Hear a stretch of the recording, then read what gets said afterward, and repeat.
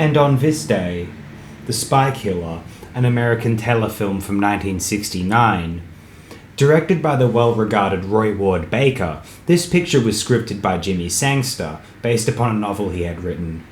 Those who are familiar with Hammer horror might also be with Sangster.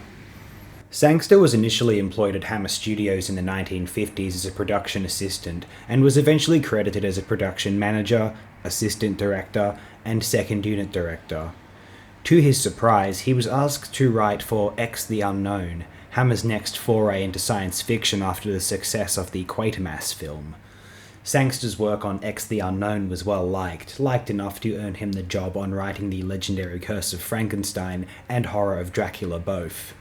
He followed these with Revenge of Frankenstein, Brides of Dracula, The Man Who Could Cheat Death, The Mummy, Scream of Fear, Pirates of Blood River, Paranoiac, Maniac, Nightmare, The Devil Ship Pirates, Hysteria, The Nanny, Dracula, Prince of Darkness, and Crescendo. After Hammer, he would also write for 1978's The Legacy and that 1980 John Huston film Phobia. But Sangster also directed, for a short while, helming The Horror of Frankenstein, Lust for a Vampire, and Fear in the Night, all for Hammer, and having writing credits on all of those except not for Lust for a Vampire. And yes, he also had a belief in his ability to pen a good spy yarn. The Spy Killer begins with retired assassin John Smith. Yes, now working as a private detective, he is hired by his ex-wife to track her new husband and his lover. This eventually, inexplicably, leads him into contact with his former employer Max, portrayed by Sebastian Cabot. Cabot's voice was Bagheera's in Disney's The Jungle Book.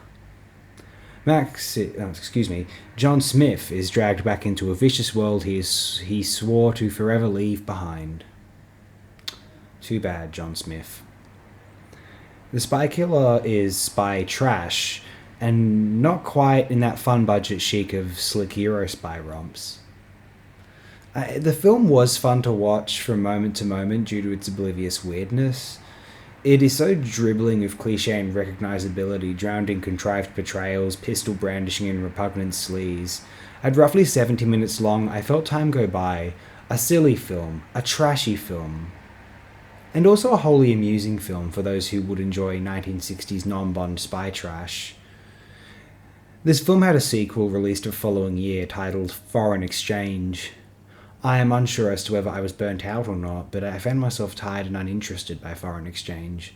Perhaps this depiction of a geopolitical espionage crisis with the Soviet Union felt too serious and trite compared with the sheer budget Chandler nonsense of The Spy Killer. The Spy Killer is the kind of trash which I can enjoy, lower than Eurospy, but still higher, a lot more fun than the vast majority of Bond. I should also like to quickly make a couple of quick notes.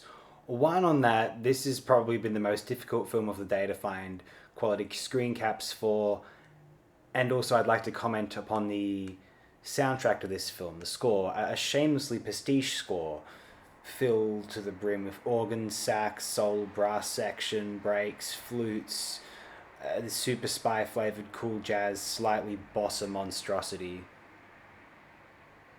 Probably a lot of the reason why I enjoyed the film. It's so tacky and fantastic. Have a good one.